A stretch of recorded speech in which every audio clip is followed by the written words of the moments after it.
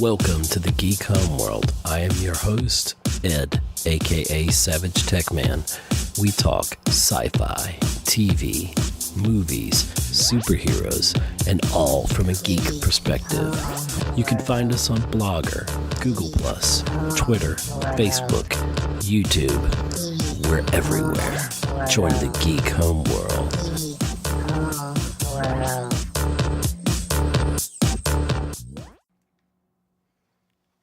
Hello and welcome to another episode, a very special episode of the Geek Homeworld. I'm your host, Ed Ciucevich here, along, aka SavageTechman, along with Scott Schreiber, who's joining us. Hey. And he's done some extensive research and really put together a fantastic array of categories here. We are talking about the 2019 Oscars. We're going to split this into two episodes. So we're going to cover the first 12 categories, which is going to go up to sound editing. And then the next episode will be 13 through 24, the categories. Yeah, part two will be your bigger awards, actors, best picture and everything. We'll take care of a lot of technical, best song, some of your design awards early on in these first 12. Right. So we're going to be just kind of moving along in a good clip here. And we're going to start off with, we're going to talk about some of the controversies leading into it. Are we going to talk snubs first? Let's end our intro with the snubs. We'll move snubs into the nominations. I think first of all we're talking about the 91st Academy Awards. 91st. We're inching in on 100. But yeah, there were a lot of things to talk about going into the Oscars. Not even the nominations, just controversies and issues. The first one was this idea of to do a best popular film category. Oh yeah, and that got shot down pretty quick. But that was the first decision the Academy made that they reversed. But I think with that decision to not do the popular film, we saw more popular films get nominated. So they still worked its way in. It feels like a move towards more popular films, higher ratings, possibly for the ceremony. So. I mean, I think for the most part, the Academy in the past has been the prestige films. A lot of the films that nobody's seen, that nobody goes to the movies to see, and the box office films get kind of forgotten. They get put into visual effects and those categories. But I think with Black Panther, with Bohemian Rhapsody, we're seeing this push to put more audience-driven films into the Best Picture category, and maybe even to the nominations overall. Well, better films like Logan, superhero films, and that would be great. Like if you could get it right, if you could actually say popular films. But see, I think Logan certainly deserved a Best Picture nomination, but maybe the timing wasn't right. Maybe 10 years from now, it's going to be standard. We'll see. But I think we're at a turning point where we're going to start seeing more box office driven films get recognized. I think so too.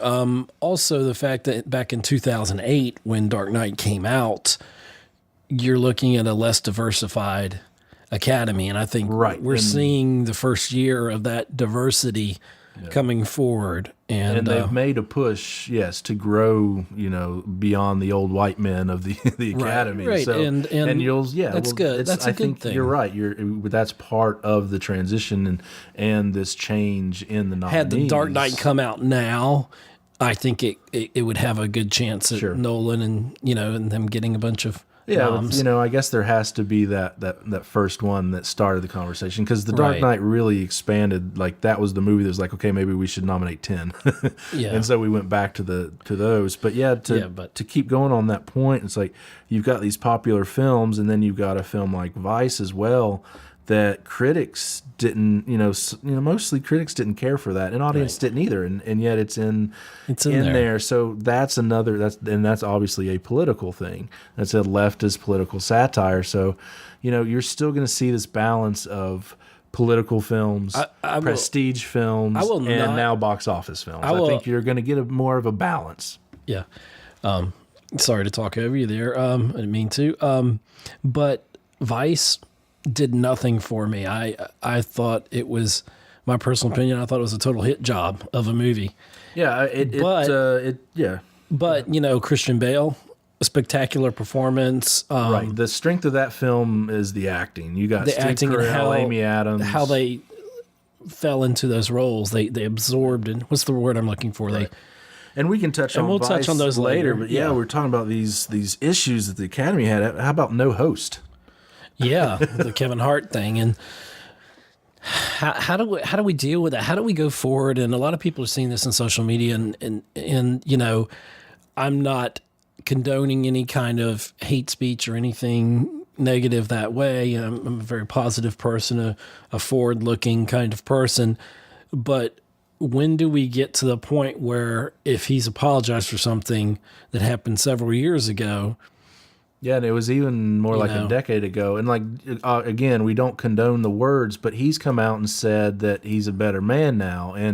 And so if you're going to immediately, you know, criticize somebody for something they did decades ago, you know, 10, 20 years ago, you're basically saying you don't believe a person can change. Right. And aren't we about change? Aren't we about people becoming better and learning from our mistakes and moving forward? Here's another instance where they made a decision and then they had to back out, and they didn't have to, and they, you know, and then he backed out, and there was a whole mess. So, you know, I mean, it's just another fine mess they got themselves into. But it really is. But we're in this, you know, we are in this hyper kind of sensitive. There you go.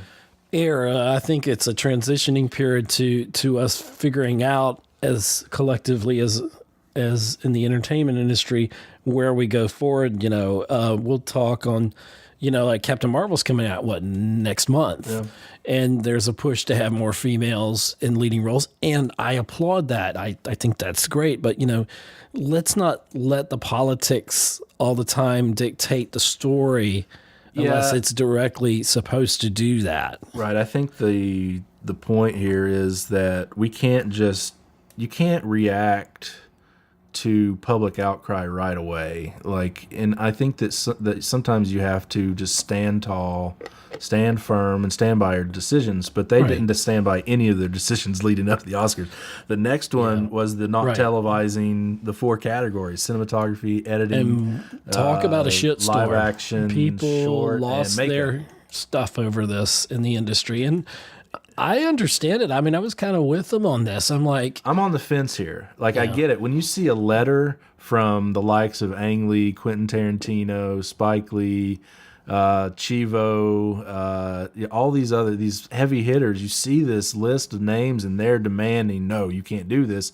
Then you're like, oh gosh, okay, maybe I should be on board with these guys. Yeah, I think maybe it's time to change. The other side of it is, okay, the Academy put together a plan here to shorten a really long show. So their idea was to take 4 categories and rotate them each year. So it wasn't like these are the 4 we're going to snub every year. And so they decided they were going to rotate these, and it would be different every year. And they were also they weren't going to just not announce who were going to win. They would film it during the commercial break, create a package, and still show who won, show a clip from their speech. And so it wasn't like they're completely being ignored. So I think there was a little bit of an overreaction, but I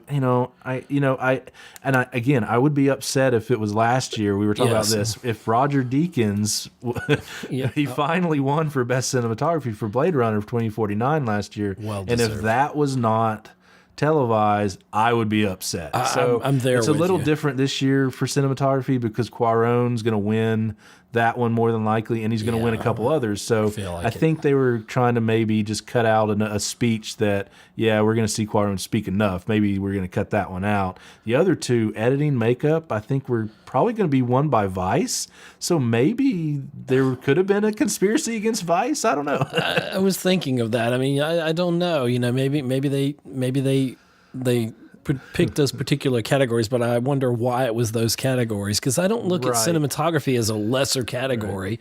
You know, hair and makeup, when you get to something like The Favorite or Mary Queen of Scots, thank you. For it, Vice even, you know, how can you not, you know, credit Right. the hair and makeup, and But again, they're not completely. They weren't going to completely ignore it. So right. I think it's a little overkill. It came down to a little bit of acceptance speeches, and maybe well, nobody knows who won, supposedly. No, but you kind of can tell for a lot of these awards, but you don't.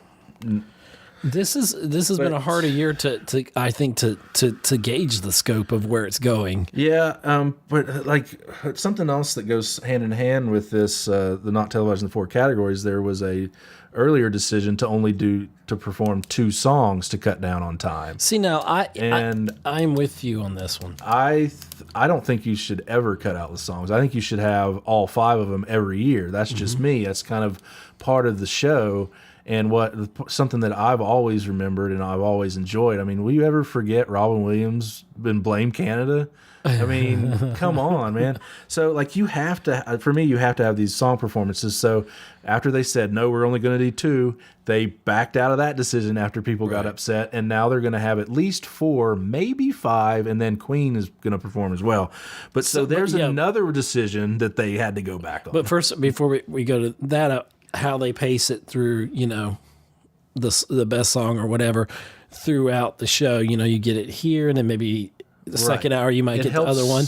It helps glue the show together. Absolutely, great point. Yeah, and there were some songs that I hadn't heard last year that I think one was from Mudbound. Mm-hmm. And Mary beautiful performance. Yeah, Mary J. Blige. And what if this was that year for one of those songs and we didn't get to see that wonderful performance? That would have been a shame. Yeah. So and then another thing that they've decided to do, and like as we end our, and we'll move on to our snubs here in a second, but to wrap up like this kind of the issues moving in, I think that you are going to see, as I said, this transition to more box office friendly films. And the ratings were so bad last year that I really think the Academy, they're trying to connect to the common man again. They're trying to get us to watch like that. Like their feelings are probably a little hurt. They're like, wait a minute, you're not watching us on our biggest night. This is our biggest night. Hey, why aren't you watching? You know what you could do? Throw in an in-game trailer for Avengers. Throw me in another Captain Marvel one. That'd be fine. Give me some. That's the way you get the geeks watching. Well, and you may episode get 9, stuff like that. Give me a title reveal, which you're not going to get till next month. We may get some great ads. Another thing they've announced they're going to do is they're going to have industry outsiders presenting. So here's another way to get people interested. Oh, Serena Williams is performing or is presenting. Yeah. So they're going to bring in. She's performing. She gets out tennis balls and hits them at judges. And so that's another way. I think they're trying to draw in people again. They're trying to say, hey, we're common people too. I mean, and a lot of us are. I mean, I'm in the industry and you're in the industry, and so a lot of us are normal people. So, and I think people forget that because they think of the Brad Pitts and everything. Us being working in the industry can understand or almost feel for cinematographers and film editors or whatever that their categories might not got shown. Right. So after all that, what else negative can we talk about? How about the snubs? The snubs. Okay, the biggest snub of the year, I think it should get an award for biggest snub of the year in like every category because it would have totally swept the awards, was They Shall Not Grow Old by the brilliant Peter Jackson. Yeah, and unfortunately, the documentaries don't get enough love. I feel like there should probably be a documentary nominated for editing every year.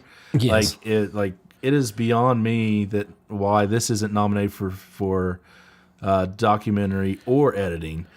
Maybe it didn't get in. I don't know. Maybe it didn't get into I think I looked it up, and it had a December release in there. So you would think and we saw the trailers for it, and didn't get to actually see it till I think January when it went wider, and now it's even wider release. Mm-hmm. But it's a shame because I hope that enough people. I strongly feel about They Shall Not Grow Old by Peter Jackson that it should be a required film for any film student, any filmmaker. You should be required to watch this film and learn from just that wonderful team that Peter Jackson had assembled there on that film.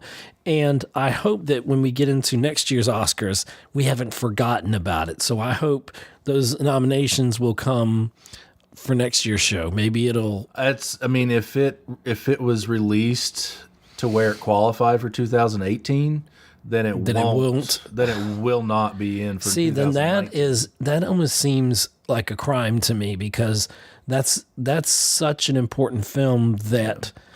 So maybe incredible we haven't on so many levels. Yeah, maybe we haven't seen the fit. Like, I don't know. Like, maybe it didn't get in, and so maybe it is under 2019. Here's the thing. Maybe it's a marketing thing. I don't think it's a marketing thing so much, but the theater I went to, it wasn't the best AMC theater, but it's one of the only two left in the actual city we live in. You know, there's some that aren't too far out that are good also, but this theater, there literally was a line wrapped around the corner, and I went to the 4-something showing, and you were going to like the 7-something showing, and I came out of there and told you how incredible it was, and the line even then was even longer, and yeah, there's a big... So it's a popular film. Right, there's a big fervor for it, and people really wanted to see it, and that's a shame, but my biggest snub of the year is Emily Blunt.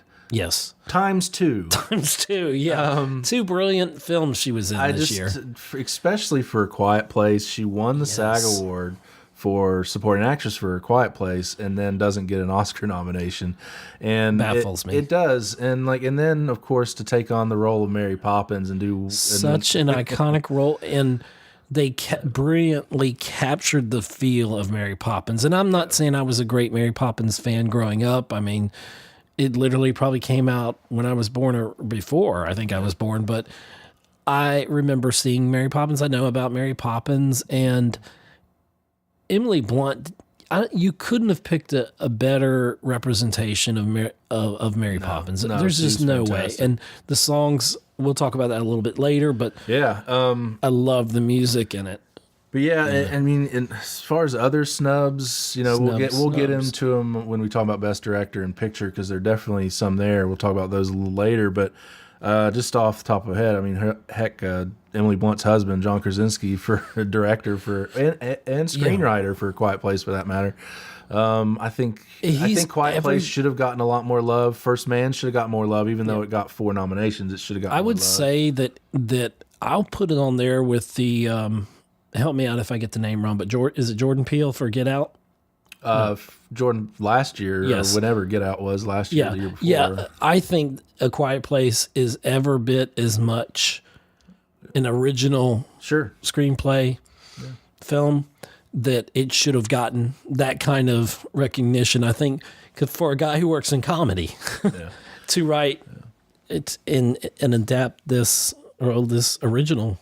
Yeah, and such a personal story too, because it's about what a father would do for his kids, or what parents would do for all of you. Kids. And we said this on a previous episode, but for all of you Bird Box fans out there that went crazy over that, which was wonderful, it's basically owes it to A Quiet Place. Yeah. No, it does. So those are the biggest snubs. Yeah, those are the snubs. I think, and we're not trying to be negative here. We're just trying to get the snubs out the way, the things that we think. You know, especially the snubs with they didn't get the light of day that they deserve. So we just want to make sure that light is shown on them. And now, who did get the light shown on them? Let's do that. Let's transition into that. Nominees, and we'll start with the short films here. Yes, animated short film is where we'll start, and I think there's actually both of us only saw one, and if any of you went to see Incredibles 2 in the theater, then you saw it as well, and that's Bao, B-A-O. It's a film from Pixar. It's the first short film directed by a woman at Pixar. So I think that's an historic thing that the voters will gravitate to. But Pixar always wins, right? Yeah, and honestly, and it was such a cute film. It was so wonderful, and it was a nice touch to have as part of Incredibles 2, and it added to the experience of the overall film. So I'm thumbs up for giving it best animated short film. So yeah, if you're if you're doing your Oscar pool, that's kind of partially why we're doing this here. We're out here to help you out to do your Oscar pool. Yeah. We're trying to predict what the Academy's going to do. We do not guarantee results. No. I think we might be wrong more than usual because there's some coin flips this year. There are a couple categories that had me pulling my hair out. Yeah, right. I could have gone. So yeah, this Pixar story is empty nest syndrome story. The child leaves. The mother has empty nest syndrome. A dumpling that she cooks all the time, and the dumpling comes to life. It's really cool story. It was so cool. It was so sweet, and it was just wonderful. So we believe that one's going to win. Best live action short film. Do we need to mention the other nominees, or? Well, we'll just say Animal Behavior, Late Afternoon, One Small Step, and Weekends. Okay. No offense. We weren't able to see them. It's hard to see these, unless you get screeners, in which I don't yet. So yeah, it's coming. Now we'll go to best live action short film. I just in reading these again. These are just I had to read about these. I wasn't able to find them anywhere. But when you look at the synopses of these films, 4 of them kind of seem very similar. They're all about young kids in dangerous situations or peril of some kind. And then there's one that seems like a sweet story. Elderly woman bonds with a nurse. So that's where, if I'm picking one, I'm going to go, Marguerite. Which one stands out? Yes, Marguerite is the one that kind of stands out. Not Kids in Danger, the sweet story of the elderly woman and her nurse. So I feel like maybe people will vote that way. That's my prediction. Well, there's one with... and you'll have to help me on the names of the people there. Rodrigo Sora. Oh, for Mother? For Mother. Okay, yeah, about the... Sora... Yeah, the premise of that one is a mother panics on when her young son, I think 6 years old, I believe, calls frightened and says he's alone on an isolated beach and a strange man is starting to approach him. So that was kind of the synopsis sounds intriguing. I read. And it seems like it could be a good thriller, yeah. It sounds like it could be. And of the list of best live animated short films, that seemed to be the most original to me. Live action. Yeah, I'm sorry. Best live action. Live animated. That's tricky. Live animated. That's Mary Poppins, y'all. But yeah, I think the other one that's called Skin. It's about a family of skinheads. It's been picked up to be a feature film with Vera Farmiga and Jamie Bell. So I don't know. Maybe that sneaks in there because the industry people know about it. I don't know. Maybe. Okay. But the last short category, documentary short. Best documentary short subject. We have the nominees are Black Sheep, Endgame, Lifeboat, A Night at the Garden, and Period. End of sentence. End of sentence. Yes. Period. So, and though each of these is touching on one hotbed issue or another, it's pretty. Yes. They really runs the gamut here. Black Sheep, as you could probably guess from the name, it's about racial. The family moves after a high-profile murder to a town where they think they're going to be safe. Right. And it ends up being a racist town. Endgame deals with medical practices on the cutting edge. I'm sure there's, religion and all that talk there. Possibly, the Lifeboat is about refugees. Period. End of sentence about women's rights. And A Night at the Garden is this footage, this archive footage of an American Nazi rally in 1939 at Madison Square Garden. And that's where I think people are going to kind of gravitate towards that one because it's so timely with these rallies that we've seen in recent years. So that's what I'm predicting wins is A Night at the Garden. And Period, end of sentence. It's about a woman in Delhi. Women in Delhi, India that are leading a civil rights revolution. So, okay.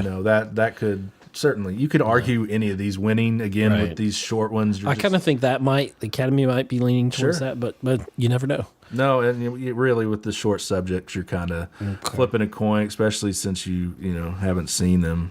But what's interesting, Lifeboat is about German volunteers that save Libyan refugees, yes. Refugees, so that's another theme there. Right, all of these are really timely issues, so it's kind of hard to gauge which one the voters will gravitate towards. So our next category is Best Foreign Language Film of the Year. All right, this is your first lock of the night. And the nominees are Capernaum, Cold War, Never Look Away.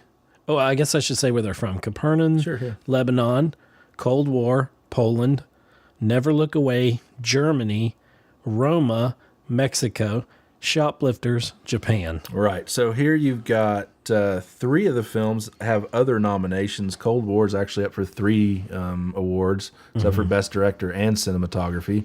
And Never Look Away is up for cinematography. So you've got 3 foreign films up for cinematography. And they're all here. And then Capernaum and Shoplifters. Both, they look like interesting stories that maybe would be remade. I think they could both really be remade into American films pretty easily. Shoplifters is about a family of crooks that basically take in a child, which they find, and which interesting. Yeah, and it got really great reviews. I think it won the grand jury prize at Cannes. You know what that sounds like? What was the robot movie? Chappie. Doesn't it sound like Chappie? I never saw it. It's I actually kind of like I like Neil Blomquist stuff, I do but I never did. But I'm sure it's different. Obviously, you got Roma here, who's I think Roma up for 10 got 10 nominations. It's probably a lock here. I just don't see them taking the chance of not giving it this when it might not win picture. Like I think it's probably will, but it's I think it's a lock there. Even though the other ones are beautiful, like look beautiful. There's Cold War is another black and white. Capernaum's an interesting premise. 12-year-old boy sues his parents for being born. you know, so it's. I've heard something about this issue in general, and it could be an intriguing film. Right. So, but I feel like this could easily be the Night of Roma across the awards, and that wouldn't surprise me if with the immigration and all that's going on. If there's a possible upset here, it would go to Cold War, I think, because it's got the other nominations, director and cinematography. Yeah. We have next Best Documentary Featurette. We have Free Solo. The nominees are Free Solo, Hale County this evening, Minding the Gap, Of Fathers and Sons, and RBG.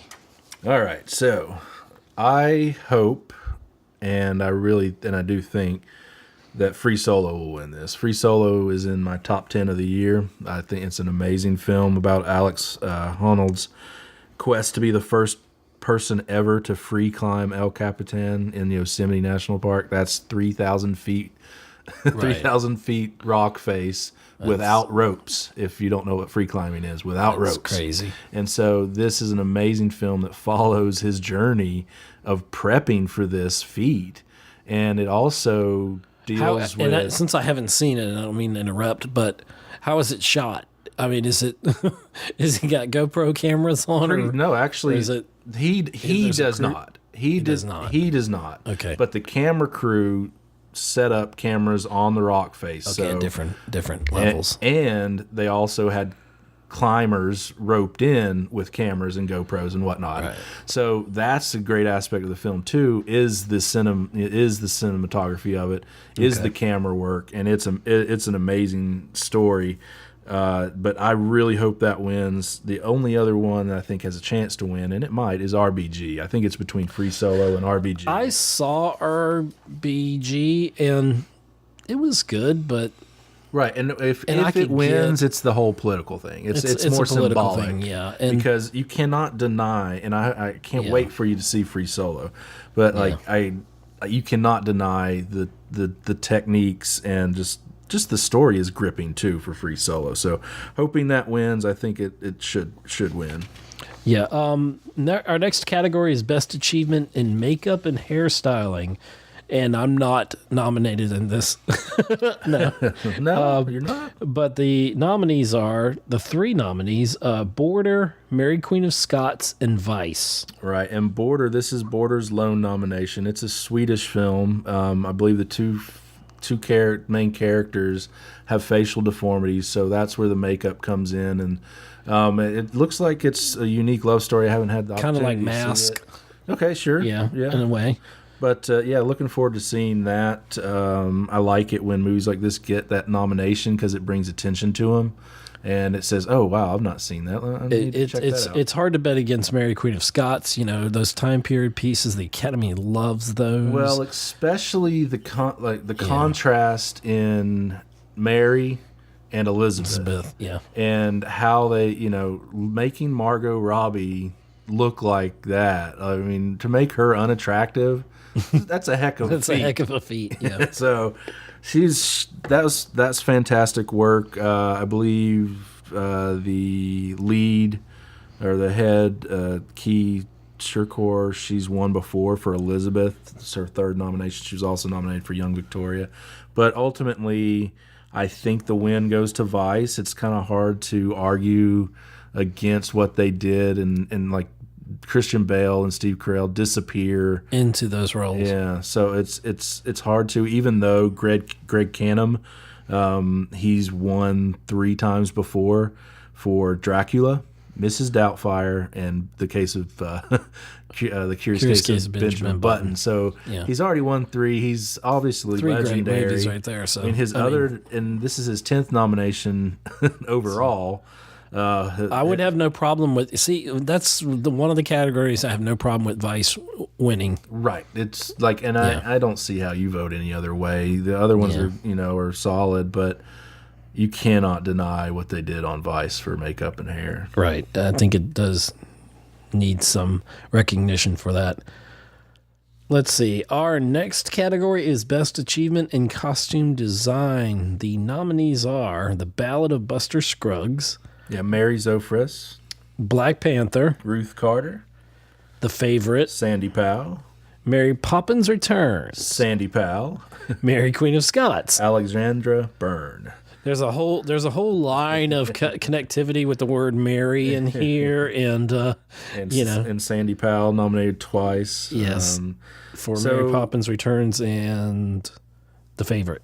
Yes, and I think there's. Ultimately, who do you think is going to win? I think that Black Panther is going to win. I do too. Ruthie Carter. I do too, and I think it deserves it too. It's like it's my number 1 costume design of the year. It's totally unique. There's nothing like it. And I think what separates. Yeah, I'm sorry. When you look at the nominees, there's 2 period pieces. Mary Queen of Scots, The Favorite. They kind of cancel each other out. Then you got Sandy Powell. You're probably for Mary Poppins Returns and The Favorite. So you're probably canceling. She's probably canceling herself out. And then you've got Ballad of Buster Scruggs, which is kind of that. It's kind of all 3 of its nominations. It's kind of like the one they threw in there. I don't think it has a chance to win. Mary Zofries. Yes, she's been nominated before for True Grit and La La Land. But Ruth Carter, she's more than. I think she'll win. Yeah, this is her 3rd nomination. She did the design for Malcolm X and Amistad. Wow. Amazing. Yeah, and it looks, and she's a longtime collaborator with Spike Lee. A lot of the people he had on Black Klansman, she didn't do Black Klansman, but she did Do the Right Thing. But she also did What's Love Got to Do with It, Shaft, Black Dynamite. So these, she's kind of the go-to person in this genre. Yeah, and I think she gets her first win. Yeah, I personally kind of am leaning more towards Mary Poppins Returns. I just think there's a lot of specifics to that costuming that is important. But I'm not taking away from Black Panther because I would have no problem with Black Panther winning because it was an excellent job on that. Yeah, and I think again with Mary Poppins, I think Sandy Powell, again, she kind of canceled herself out. She's won 3 times before, and she's got, this is her 13th and 14th nomination. Wow. Well, she knows what she's doing, apparently. Right. She does. The Academy likes it. I don't know if this is any kind of record, but this is the third time she's been nominated twice in the same year. She's done that 3 times now. Nominated twice in the same year. They should retire her for no, I'm not saying this.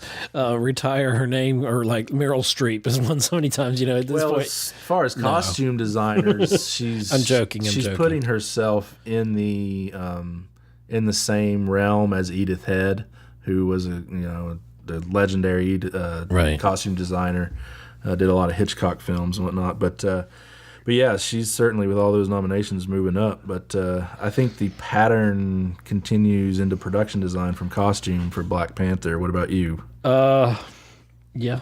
Production design. I think it does, because your nominees for production design: Black Panther, The Favorite, First Man, Mary Poppins Returns, Roma. And this is another one where, you could argue all 5 again. Yeah.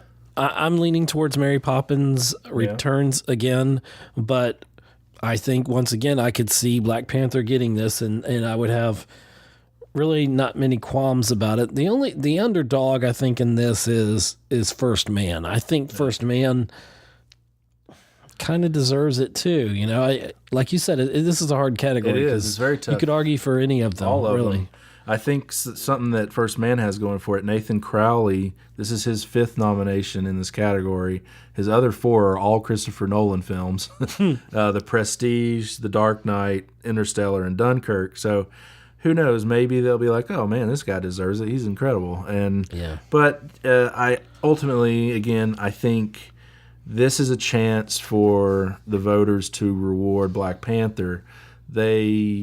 They're not going to vote for it for Best Picture, I don't think. I don't think it's going to win Best Picture. I don't. So, but they want to recognize it. So I think this is one of the great chances. The nomination is historic itself. So, and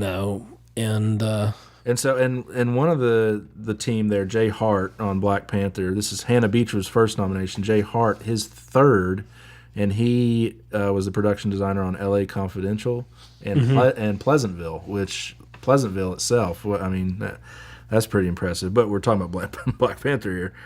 But yeah, I just think this is an opportunity for them to give Black Panther an award, and I think they'll do it.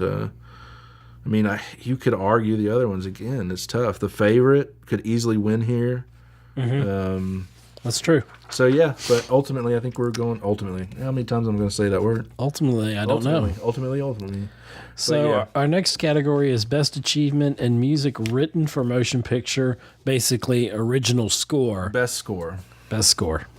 Yeah. Nominees: Black Panther, Ludwig Göransson.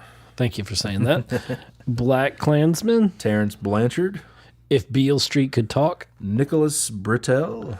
Isle of Dogs, Alexandre Desplat. And Mary Poppins Returns, Mark Shaman. So this is another one where it's like all 5 could win. It's tough. It's like, and you're gonna call me crazy. Mary Poppins Return. Well, you won't call me crazy. No, I for original score, probably more than any film this year, I found myself singing the songs I'd never heard before during the Mary Poppins Returns, and it was a much better movie than I thought it was going to be. I wasn't like super excited. Like if I didn't see Mary Poppins Returns in 2018, I was cool with it. But once I saw it, I was like, what a wonderful film. And the original score in here, to have the original composers from Mary Poppins give you a thumbs up basically and say your original score is for Mary Poppins Returns, met with our seal of approval. Yeah. It was every bit as much, obviously, the music of Mary Poppins Returns as the film itself. It's an integral part of it. And that's Mark Shaman. That's his 4th nomination in his career. And what a daunting challenge for all of those filmmakers on Mary Poppins Returns, the director, production design, and score particularly, because it has to sound like the original, and boy did they knock it out of the park. Yeah, it has to sound like the original, but yet be new and fresh, and they achieve that. They did. It's one of those rare films where it just seemed to all click. Now, do you think it's going to win, or is that what you want to win? Honestly, I think it would. You think it will? I think it will, and I want it to. And because I look at Black Panther, I don't think a strong enough score, and that I really don't comparatively. Mm-hmm. We were just looking up the songs because I couldn't remember one of the songs that the gentleman sings when he loses his wife in Mary Poppins Returns. Now, again, hold on a second. That's songs. Score is completely different. Score is different. It's the overall. So still, Yeah, okay. Well, I'm getting ahead of myself on that. Sorry, that was the next category. No, that's fine, but I it agree. all ties in. This would be, if Mary Poppins is going to win an award on Oscar night, it's probably here. It's probably for score. I agree with you. I've started here as a possible win, but ultimately, again, I think this could be Black Panther or Black Klansman, just as a chance to give these films an award. I personally, out of these, I think I would vote for Mary Poppins. Yeah, I understand, like, Black Klansman, Terrence Blanchard, he's composed basically every Spike Lee film there is ever since Jungle Fever. Wow. So that would be it's almost like a win for him, and then if Spike Lee wins, win for Spike Lee. Yeah, absolutely. So I'm ultimately predicting Black Klansman. Black Panther, I could see too. Ludwig Göransson, he just won a Grammy for "This Is America" with Childish Gambino. So there's kind of a hot, and then Isle of Dogs, Desplat, he's had 10 nominations, 2 wins. I think he won last year, so it's kind of like next. So if Beale Street Could Talk could very easily win too. Again, it's one of those categories. It's tough to predict, but ultimately, I'm going to say Black Klansman takes it here. Okay. Best achievement in music written for motion pictures. Basically, best original song. Now we can talk about your songs. It's the Mary Poppins Return song, "The Place Where Lost Things Go." Music by Mark Shaman, lyrics by Scott Whitman and Mark Shaman. And Shaman, this is his 3rd nomination for song. They could have filled this entire category with Mary Poppins Return songs, and I would have been happy. Star is Born. Like, they really could. That's true too. They could have just only had A Star is Born and Mary Poppins Return songs here, and I'd be happy. Yeah, because Shallow, I think, is going to walk away with it. I think it's a lock. That's one of your locks of the night. Yeah, and because we have all the stars, Black Panther, that's got Kendrick Lamar and SZA, yes, and then on there. I'll Fight, RBG. Yeah, Diane Warren, who is a veteran in the business and has written some beautiful love songs and songs of empowerment. So that's her. This is her 10th nomination. She's never won. I don't think she'll get it for this unless they're throwing an award her way, and I don't mean that disrespectfully. She won't win. It'll be her 10th nomination without a win. Yeah. Then we have so we said Shallow from A Star Is Born, The Place Where Lost Things Go from Mary Poppins Returns. And in Shallow, the music and lyric is by Lady Gaga. Mark Ronson, that's he worked with Bruno Mars. Uptown Funk's gonna give it to you, right? And Anthony Rosamondo. I'm saying that wrong. Maybe I should be saying the names. You should be saying the names because I'm not good. Anthony Rosamondo and Andrew Wyatt. I can say Andrew Wyatt. So Lady Gaga, this is her 2nd nomination for Best Song. She was nominated for The Hunting Ground with Diane Warren a couple of years ago. Mm-hmm. So they'll be competing against each other. Ultimately, this is where Gaga wins. But we got one more nomination. It's When a Cowboy Trades His Spurs for Wings from the Ballad of Buster Scruggs. Music and lyric by David Rawlins and Gillian Welch. And Gillian Welch is, I don't know much about Rawlins, but Gillian Welch is a folk icon. I saw her live a year or so ago here at the Savannah Music Festival, which was kind of a bucket list thing where she's fantastic. She worked on "Oh Brother, Where Art Thou" and won a Grammy. She's not related to Kevin Welch. I don't know who Kevin Welch is, so I can't answer that. But you should. But yeah, singer-songwriter. They're going to be performing. So again, hopefully all 5 of these will be performed. Mm-hmm. The only one not being performed as of right now, as we said, was "All the Stars" by Kendrick Lamar and SZA. Maybe that's a surprise. If that gets performed, I see that being powerful. But I think Lady Gaga performing "Shallow" will be what everybody will be talking about the day after that. Well, and it'll be Cooper too. It'll be Lady Gaga and Bradley Cooper will be performing, so that will be a big moment. That's going to be interesting for him because he's not doing this anymore. He said it pretty much taxed him. It tore his throat up or something. Yeah, well, he's going to have to tear it up one last time. Right. And then you do have Jennifer Hudson's going to perform "I'll Fight" from RBG.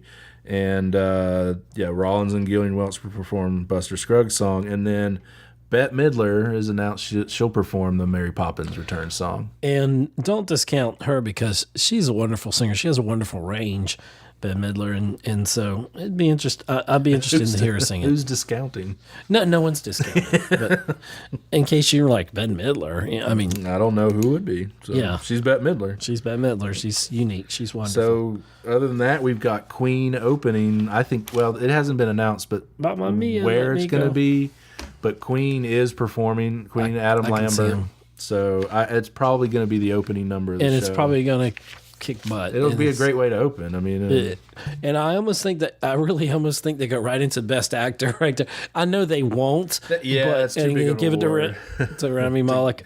But anyway, so our next category, our 11th one that we have here, Best Achievement in Sound Mixing, and sound mixing being production versus the next one, sound editing, that's really post. So Best Achievement in Sound Mixing, the nominees are Black Panther, Bohemian Rhapsody, First Man, Roma, and A Star is Born. I think the Academy goes with A Star is Born. And I would be very happy if it did. I don't think it's going to, but I definitely would like it to. It's tough to record live music, and especially when you're filming. Right. And so that's why it's rarely done. Most movies dub over the singing later. And that maybe around, I guess, Les Mis, Tom Hooper's Les Mis, I believe they kind of changed the game where they were actually recording the singing live while they're filming. A Star is Born does this.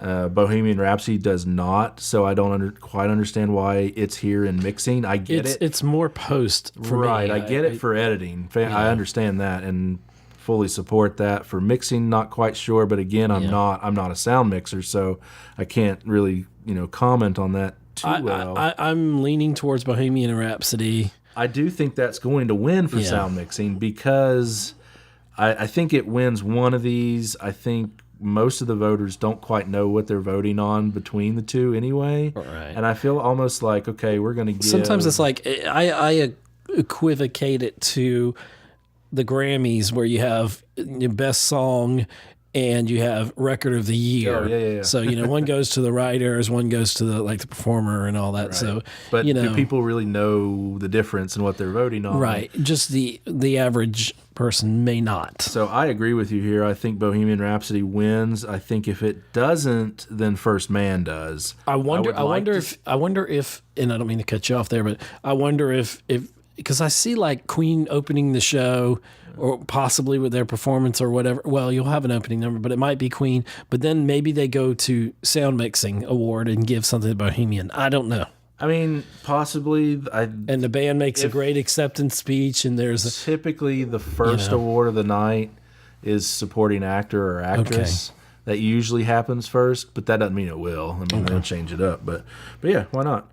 I think then with sound editing, you got basically the same nominees. You got Black Panther, Bohemian Rhapsody, First Man, Roma, and then A Quiet Place instead of A Star is Born for editing. So, and there, I think they lean towards either First Man or A Quiet Place. About yourself? Well, me personally, it's A Quiet Place. It's a lock for me, and I think for the Academy, I think it's A Quiet Place.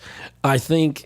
And also because I'm from a sound point of view, from a sound mixer point of view, sound editing, which I've done some, which I do, and the use of sound, A Quiet Place, we've talked about it all year, the use of not having sound, being a mixer and trying to isolate is so different because it's so difficult because you're trying to isolate sounds on editing. You're editing those sounds. You're doing a lot of post, and Foley can be involved in that, etc. But for sound editing, A Quiet Place I think it's the one movie that just stands out there, and it cries for an award. It needs an award for. Well, again, this is the use of sound. Yeah, this is its only nomination. So again, it's a chance where it's the only place you can vote for this film. So yeah, maybe it does get it here because that's the only place you can vote for it. And if you want to represent this film with a win, then yeah, why not? Now, do you talk about the significance of First Man, the people behind it? Yes, and that's why I think, partially why it's going to win, but it, on merit alone, First Man deserves it. Yes, it was because great movie. The sound design is incredible. The opening scene where you're just put in that cockpit and with Neil Armstrong, you feel like you're going to space. Yeah. And a lot of that, and the majority of that, is the sound design. Yes. So that's why I think First Man has to win one of these awards. I think it maybe wins both, but again, I think Bohemian and First Man are going to split these. Yeah. But again, I definitely see A Quiet Place, possibly sneaking in there. But First Man is a dual female team. So you've got two women heading this, the sound editing on that. Again, I don't know the statistics on that, but that could be historic too. Right. When you're, awarding to an all-female team there. So I just feel like I don't know which one, but I feel like Bohemian wins one, First Man wins the other. Do you think it's ironic, First Man and then two female sound editors? It's just how it ended up, I guess. Coincidence, but it is. But yeah, I ultimately, and why do I use that word all the time? Sound mixing is gonna. I feel like Bohemian, sound editing, First Man, but again, this is a tough year. It's hard to predict. It's like we said, with politics going around and different things and rewarding different people for different roles and more diversity. There's so many factors this year with the Oscars. It's going to be hard to predict which way a lot of these things go. The only thing you can predict is they're going to try to check all the boxes, but how and when and why and who. And well, one thing I can predict is we're going to end this particular episode, which is the first 12 categories, and then we're going to come back with the real big awards. End of part one. So this is the end of part one of our 2019 Oscar podcast outline. Any last words on anything there? Please flip cassette. Please, yeah. Turn your vinyl record over, and all that. So hopefully you've enjoyed this, and come back and please listen to our part 2 of this. Okay, where we get into the big awards. Including the ones that were left out. Or were they? Yeah.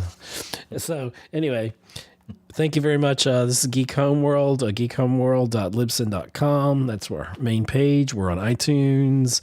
You can follow us at Geek Homeworld on Twitter. Go over to our Facebook page, Geek Homeworld. You can like us and follow us there. And give us your feedback we'd love to hear your feedback on our predictions, and then of course we'll probably have a follow-up show at some point, and I'd love to do a recap. Yeah, absolutely. Yeah, and probably some blogging opportunities for you. For sure, we'll touch on that here in part 2. Yeah, we'll touch on that in part 2. So we'll see you for part 2. So goodbye. Thanks for listening to another episode of the Geek Homeworld with your host, SavageTechman. You can find us on Libsyn, Google+. Follow and interact with us on Twitter. Like us on Facebook. Listen to us on iTunes and leave a review. Subscribe to us on YouTube. Read our thoughts on Blogger. See you again on the Geek Homeworld.